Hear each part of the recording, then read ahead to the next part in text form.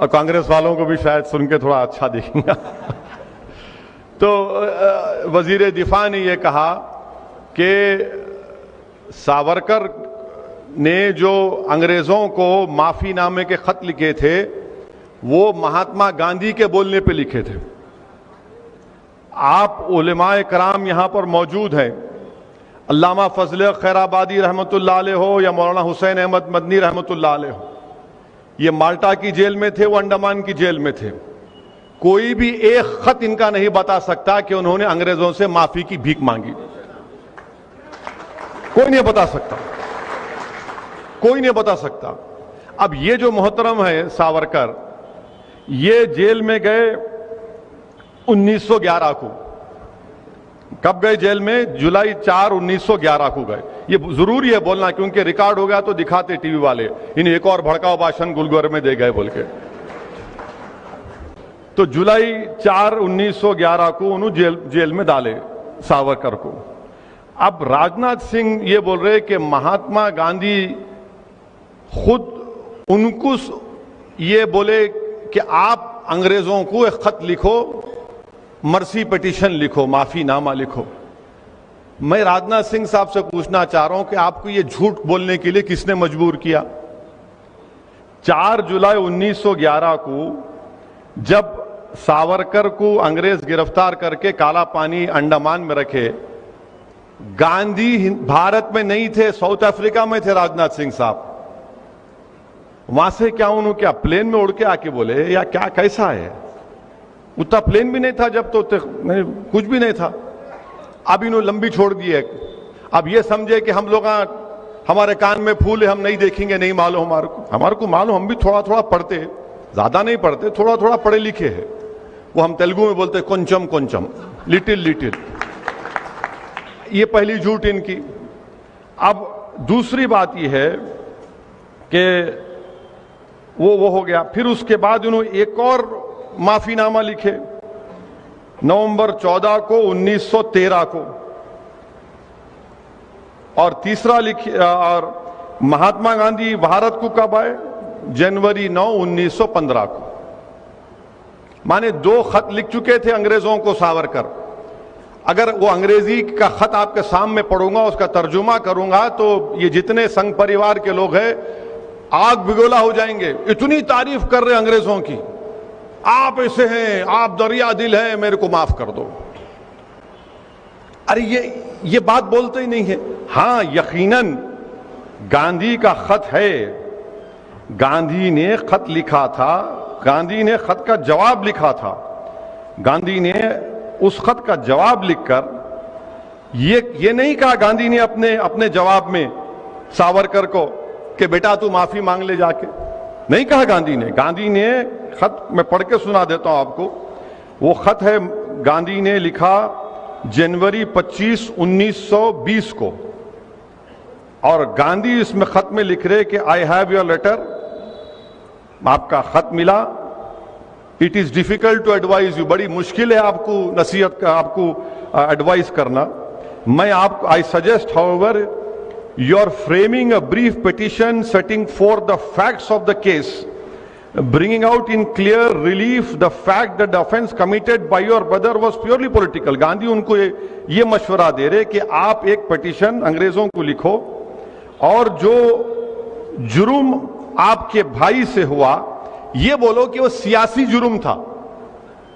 I suggest this in order that it would be possible to concentrate public attention on the case. Meanwhile, अने गांधी कहां बोल रहे इसमें कि माफी मांगो? गांधी तो ये बोलते थे कि अहिंसा का सबसे बड़ा रास्ता जेल को जाना है, जेल को जाना है। और मौसूफ को काला पानी में सावरकर को जेल में डाले, 8 महीने के अंदर ही खत लिख दिया उन्होंने पहला। अब राजनाथ सिंह बोलते कि हमारे वजीर दिफा है कि गांधी ने उनसे कहा था। गांधी ने कहा? गांधी तो जनवरी 25, 1920 को खत लिखे, उससे पहले तो मौसूफ 2 खत लिख चुके थे।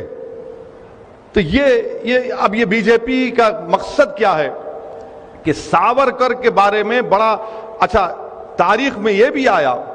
मैं एक सियासत का तालिब इल्म हूं। 1990 तक बीजेपी सावरकर का नाम ही नहीं लेती थी।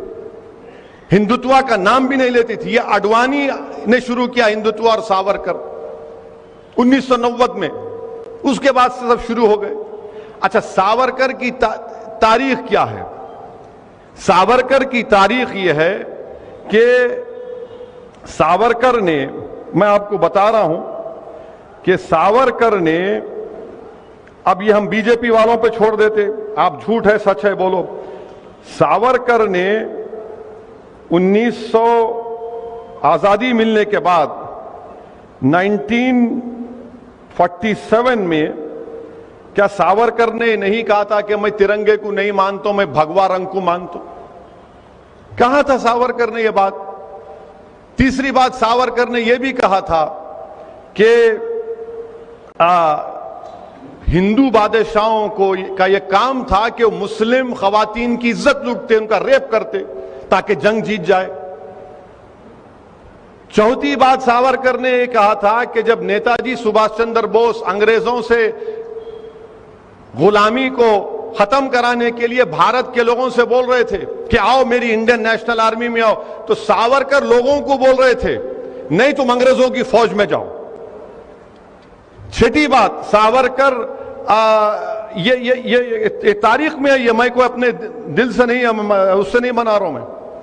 1939 में कांग्रेस और तमाम मुजाहिदीन आजादी ने फैसला लिया कि हम तमाम अपने अपने विजारत के ओहदों से इस्तीफा देते, तो सावरकर लिंगिंग तो वायसराय के पास जाके बोले नहीं हम नहीं देते, हम आपके साथ हैं, हम आपके साथ हैं।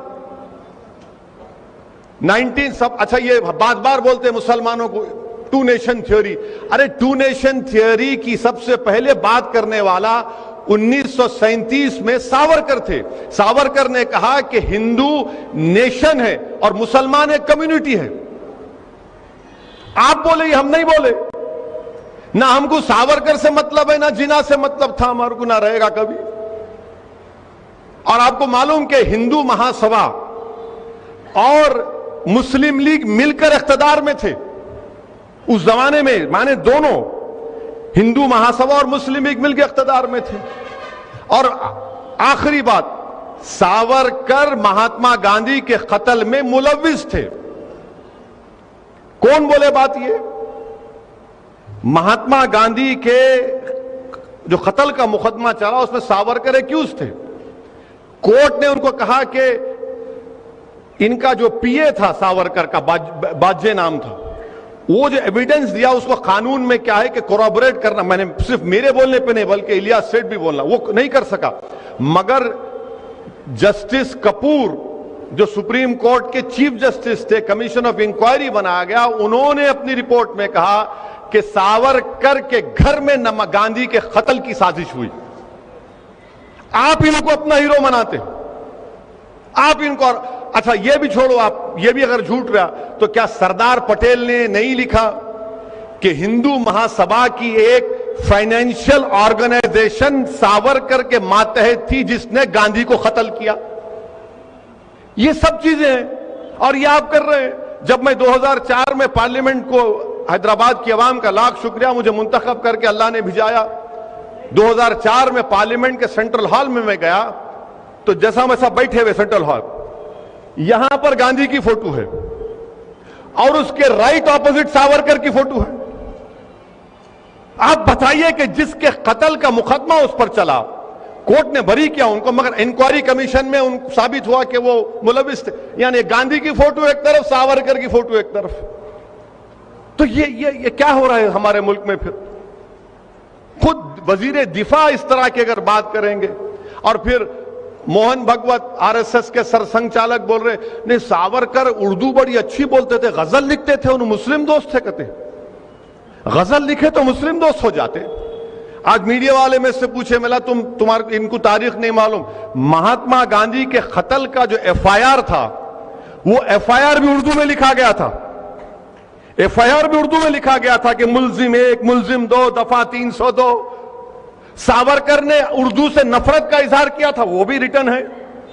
ये लोग ये समझते कि कोई जानता नहीं है, अपनी लंबी लंबी झूठ छोड़ के निकल जाओ, कोई पकड़ेगा नहीं। अरे तो हम जानते ना, थोड़ा बहुत पढ़े, हम भी उलेमाओं की सोबत में उनके पैरों के पास बैठकर हम भी सीखे, हम भी जानते हैं। तो आज इनको आप बना रहे हैं कि उन्हें बड़े वो थे। अरे कहां थे भाई, गांधी के कत्ल में ये थे। सावरकर ने यह भी लिखा कि हिटलर ने जो जर्मनी में यहूदियों को खत्म किया वो सही था, क्योंकि यहूदी जर्मनी से अंदर नहीं मिल सके, एसिमिलेट नहीं हो सके। अरे फैसिज्म की तायीद करते थे और हमको सिखा रहे हैं। और सबसे बड़ी बात याद रखिए, बीजेपी और संघ परिवार, जो कांग्रेस के लोग भी आज सावरकर की तायीद करते हैं। खुल के बोलो नहीं मानते उसको। सावरकर ने अपनी किताब हिंदुत्वा लिखी। हिंदुत्वा में सावरकर ने लिखा कि मुसलमान इस मुल्क से मोहब्बत नहीं कर सकते, क्योंकि ये इनके बाबा की जमीन नहीं है, ना इनके लिए ये एक मुबारक सरजमीन है। अंग्रेजी का लफ्ज था कि ना ये फादरलैंड है ना ये होली लैंड है। इनका तो होली लैंड मक्का और मदीना में। अरे मक्का मदीना को नहीं पूछते, मक्का मदीना को हम खुदा नहीं मानते, हम जमीन और आसमान के खालिक को खुदा मानते। यह हकीकत है। मगर ये इनकी किताब में लिखा हुआ हिंदुत्वा, इनकी किताब है, अगर पढ़ने का मौका मिला तो पढ़िए आप। बाज़ाब्ता बोल रहे वो, और ये बोल रहे कि मुसलमानों को यहां पर सर्विट्यूड में रहना पड़ेगा। तो ये कल एक वजीर दिफा रहकर, संविधान पर, आईन पर ओत लेकर इस तरह की अगर बातें कोई करेगा तो आप खुद समझ जाइए कि मुल्क किस राह पे जा रहा है। मैं मीडिया से भी कहा और आज भी कह रहा हूं कि एक दिन एक वक्त आएगा, इसी तरह की अगर रविश बरकरार रहेगी, इसी तरह की ये नफरत बरकरार रहेगी, तो एक दिन आएगा कि इस मुल्क में बीजेपी संघ परिवार कहेगी कि अब बाबा कौम सावरकर है, गांधी नहीं है, और गोडसे मुजाहिद आजादी है। यह सिलसिला अगर चलता रहेगा तो यह शिद्दत पैदा हो चुकी है। ये तारीख को तोड़ तोड़ कर आरएसएस जो है आधी सच बोलती और पूरा झूठ बोलती।